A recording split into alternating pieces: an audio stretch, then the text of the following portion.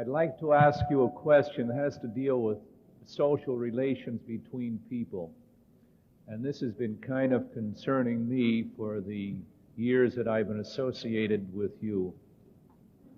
I know that you say that when we get angry or when we get mad, that it's a weakness within ourselves, and I believe it. But I also know that sometimes when I deal with people, I sometimes get very infuriated by what happens, even though it might be to a large extent my own fault. And I feel sometimes a great anger growing within myself that I wish to express right then and there. In other words, I want to tell them off. So I'd like to know this, Maharishi, and perhaps you can help me. I know that when we do speak words that are negative in anger, they do pollute the environment.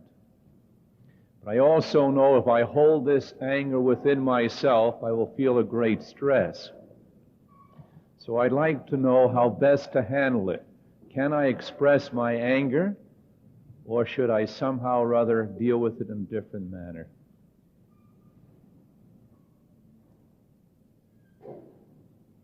Yogastha kuru karmani.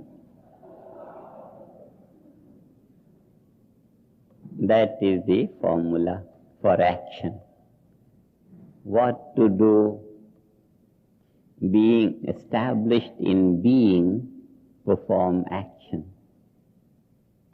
Then what will happen? The self is then established on that level of life which unites everything, which underlies everything. Then everything is more in terms of ourself. Everything is dear. If the finger gets into the ink of the fountain pen, it's the mistake of the finger. We don't cut it down because we know it's a part of our life. It's a part of our life. When our awareness of grows, other things are a part of our life. Even if this sense is missing, that is a part of my life, that is a part of my life. We don't have to have that sense in our conscious awareness. But just as we don't have to have the conscious awareness that the finger is a part of my body. Nobody remembers that. In our mind, we don't remember that body is mine, finger is mine. No. Spontaneously, the awareness is such that the body is mine and this is mine and this is mine.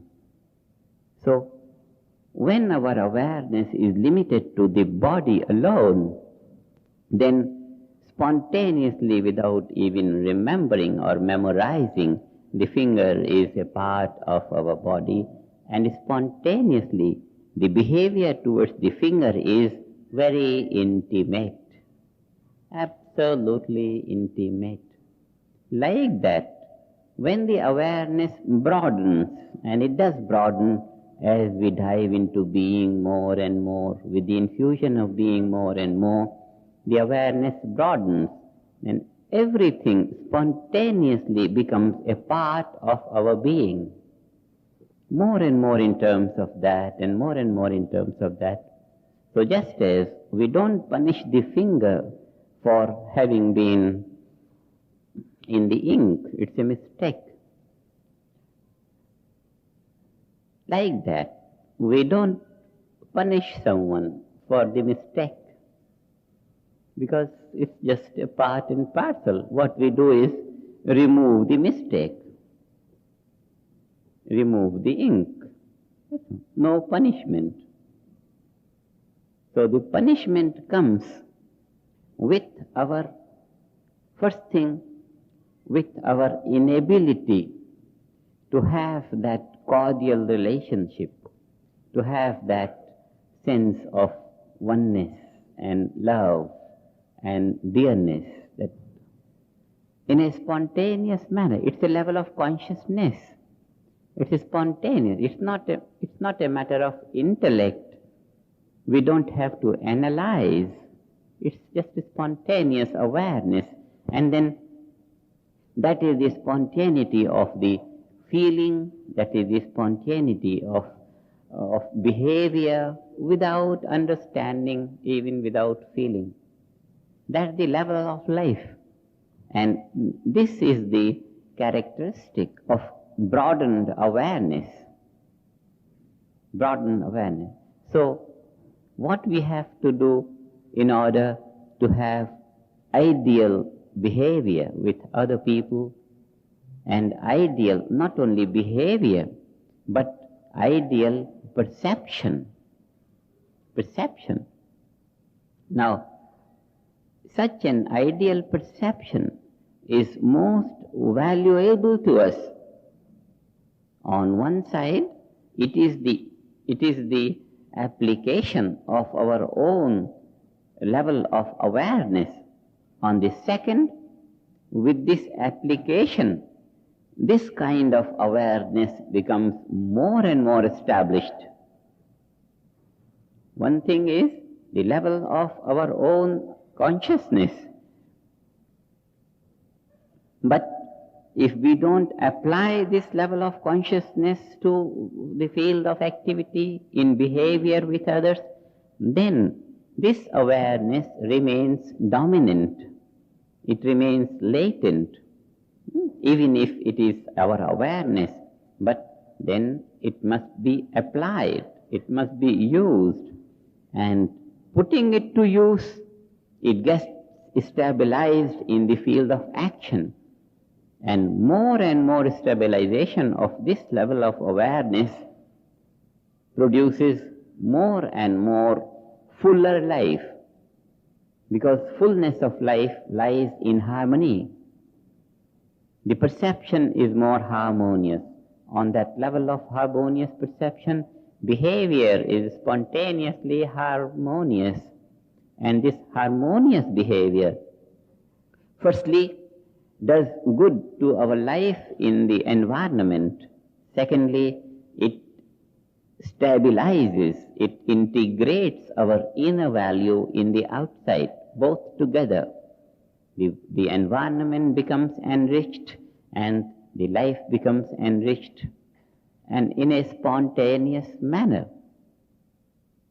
And this, our system of TM, that without any intellectual implication or emotional implication, the consciousness grows, the awareness becomes broadened, by the time it becomes unbounded, that unbounded awareness is the characteristic on which such a kind of natural behavior can be possible.